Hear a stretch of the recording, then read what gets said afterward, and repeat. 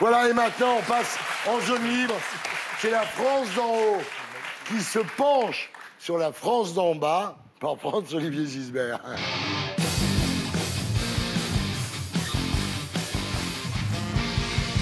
Alors, des surveillants agressés, des prisons surpeuplées, des établissements pénitentiaires bloqués, cellules de crise pour la condition carcérale en France. La situation est-elle aussi explosive à l'étranger? Pour le savoir, Simple et Reporter. Vous avez enquêté. Il est content, il est un peu con, mais il est sympa. Et vous nous présentez votre TripAdvisor des prisons. On regarde. Surpopulation, insalubrité, violence, les prisons françaises ont fait la une toute la semaine. Du coup, Simple et Reporter voulait savoir comment ça se passe ailleurs. C'est pire ou c'est mieux? On lui a donc préparé un petit guide pour organiser son tour du monde des prisons. Première destination, la Turquie. Pour visiter une prison en Turquie, c'est pas compliqué. Simple et Reporter n'aura qu'à critiquer le président Erdogan. On lui recommande tout spécialement la prison de Diyarbakir, où les opposants politiques subissent humiliation, viol et torture. Plus exotique, la Thaïlande. Si Simple et Reporter se fait choper avec de la drogue, il visitera la prison de Bangkok. Les 3 premiers mois, il vivra avec les chevilles enchaînées et un seul bol de riz par jour. Les Thaïs surnomment cette prison Big Tiger, car elle dévore les détenus. Bien sûr, Simple devra aussi visiter les prisons brésiliennes, où les mutineries ont fait plus de 300 morts l'an dernier. Mais si notre reporter veut vraiment finir en prison, il n'y a pas mieux que les États-Unis. Les États-Unis détiennent 25% des prisonniers dans le monde, bien plus que les Russes ou les Chinois. En France, on compte 93 détenus pour 100 000 habitants. Aux États-Unis, c'est 7 fois plus. Mais l'avantage, c'est qu'en Californie, Simple et Reporter pourra éviter la prison ordinaire, bourrée de caïds et de psychopathes. À condition de payer 150 € par jour, il pourra purger sa peine dans une prison paisible et confortable. Et pour éviter de perdre son boulot, il ne sera enfermé que pendant les vacances et les week-ends. Mais bon, si Simple et Reporter veut finir son tour du monde des prisons en douceur, on lui recommande plutôt la prison de Bastøy en Norvège.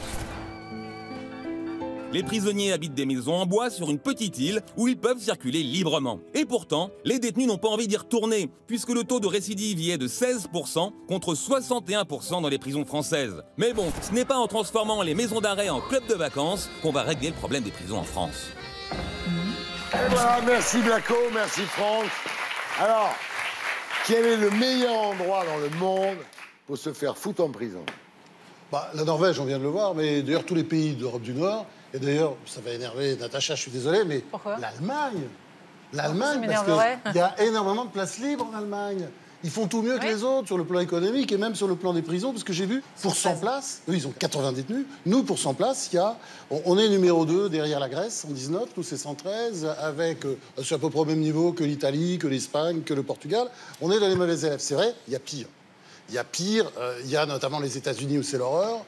Il y a la Turquie, 182 000 prisonniers pour un pays qui a à peu près la taille de la France, c'est complètement dingue, quoi, avec 238 prisonniers pour 100 000 habitants. Et donc, le problème que nous avons aujourd'hui en France, c'est très simple. C'est qu'il y a la surpopulation en France, c'est-à-dire que c'est le seul pays d'Europe où le nombre de détenus ne cesse d'augmenter. Hein. D'ailleurs, on se fait régulièrement pointer du doigt par l'Union européenne qui dit, là, il faut arrêter, les gars, il faut commencer à être sérieux. Et la surpopulation, plus l'islamisation, c'est-à-dire des types qui arrivent avec des couteaux, qui essayent d'égorger les gardiens de prison ou les surveillants, ça dépend comment on les appelle. Bon, moi je vais souvent en prison. Hein. Non, pas... Je vais faire des activités en prison. Je vais mes petites conférences, par exemple, à la prison. J'ai remarqué une chose quand même, c'est que c'est un boulot terrible, surveillant, parce que il y a des tas de procédures qu'il faut respecter. Il faut s'obliger à être gentil en permanence, à l'écoute, etc. Vous pensez bien que quand il y a de la surpopulation, c'est pas le cas de toutes les prisons, eh ben, évidemment, les surveillants s'énervent rapidement. Donc, le problème qu'on a aujourd'hui, c'est la confrontation de la surpopulation et de l'islamisation avec des détenus radicaux qui sont prêts à vous sauter dessus à tout moment. Voilà. Déjà, vraiment, c'est vraiment la France d'en haut qui se penche sur la France d'en bas, parce que ce que vous venez de dire, tout le monde le sait. Hein. Ah bah... Non mais je veux dire, si vous le savez, les surveillants, je peux vous dire, moi, je suis pas journaliste, mais par exemple, un surveillant qui se fait agresser par un prisonnier, il a comme seul moyen de défense son sifflet. Oui. pour mettre les pieds dans le plat, parce que c'est gentil de dire il y a trop de gens en prison. Il y a proportionnellement, il y a moins de gens en prison en France, par exemple, qu'en Grande-Bretagne ou en Allemagne. Non, pas en Allemagne. La réalité. Non, pas en Allemagne. Pas en Allemagne. Non. Et en Espagne et en Angleterre, oui. En Angleterre, c'est 148 pour 100 000 habitants. Non, mais c'est difficile de parler avec vous. Ouais, Pardon, mais imaginons sur l'Allemagne, c'est pas vrai. C'est difficile de parler avec vous. La réalité, c'est qu'aujourd'hui, et d'ailleurs Franz l'a dit, les policiers et les matons sont les soutiers de la République. Ils sont les soutiers de la République parce qu'il y a d'abord les radicaux islamistes. Il y en a un, celui qui avait fait le coup de la synagogue de Djerba, qui a failli égorger un maton. C'est ça qui a mis les feux aux poudres. Mais il faut savoir, il faut dire les choses. Pourquoi il y a trop de gens dans les prisons? C'est parce qu'on n'a pas voulu construire de prisons supplémentaires. Et notamment l'icône de la gauche, Madame Taubira. C'est Taubira qui est responsable de la situation. Oui, Taubira, elle ne voulait pas construire de prison. Pardon, elle était... Non, mais c'est intéressant. Mais c'est pas pour ça qu'il y a plus de personnes. J'avais pas fini. Non, mais c'est intéressant. Elle a été longtemps aux affaires et elle a considéré que la prison était tellement la mauvaise réponse qu'il fallait surtout pas en construire. Arrivée des courses, les matons sont évidemment très mal lotis. Et les prisonniers sont très mal lotis parce qu'il ne faut pas sortir de Saint-Cyr, monsieur Miller, pour comprendre que si on avait un peu plus de prisons, il y aurait moins de prisonniers dans chaque prison. Voilà la réalité. Oui, ça c'est... Gérard Miller. Je peux juste alors, élargir le débat en disant que pendant des années, j'ai lu dans la presse de droite, pour laquelle j'imagine vous avez plus de sympathie que pour la presse de gauche, les prisons 3 étoiles, les prisons 4 étoiles, les prisons 5 étoiles. Il y a eu tout un discours pour expliquer à quel point les prisonniers étaient logés à merveilleuse enseigne. Premier point. Deuxième point, là où vous avez raison... la qualité, hein. Non. Mais là où vous avez raison, c'est pour ça que je dis qu'il y a un dérapage, c'est quand vous dites qu'en effet, les matons, les surveillants, on va dire, comme les policiers, sont les soutiers de la République. C'est-à-dire que c'est absolument vrai que cette société ne veut pas investir dans ce qui n'est pas rentable. Du coup, elle n'investit pas dans les hôpitaux psychiatriques et elle n'investit pas dans les prisons. Ce qui fait d'ailleurs qu'en prison, il y a un grand nombre de gens qui n'ont pas leur place, qui devraient être soignés dans des hôpitaux et notamment psychiatriques. Oui. Et donc, je trouve indigne de vous, vos réflexions si précieuses, de dire que Mme Taubira, qui a essayé de réfléchir à un moment donné... Elle n'a rien fait. Elle n'a rien fait, Gérard. Sur des solutions... Par idéologie. Ah, d'accord. Moi, je trouve qu'elle a essayé de réfléchir sur des solutions un petit peu plus... Et on a le résultat, Gérard. Bon, franchement. En tout cas, essayons d'être au moins d'accord sur un point, ici, c'est que la lutte des surveillants est une lutte absolument précieuse que nous devons soutenir. Absolument. Et, non, mais c'est très important. C'est très important. Nous sommes tous des gardiens de prison. Parce que la surpopulation... À une époque, on était tous des juifs allemands. Voilà. Et maintenant, on est tous des gardiens de prison. Écoutez, je pense que Gérard Miller a fondamentalement raison. La paupérisation de la psychiatrie en France, c'est une catastrophe pour les SDF, pour les prisonniers. Et ça, personne ne le regarde. Or, la plupart des gens qui sont aujourd'hui dans la rue ou qui sont dans les prisons sont des malades. Et ils méritent d'être soignés.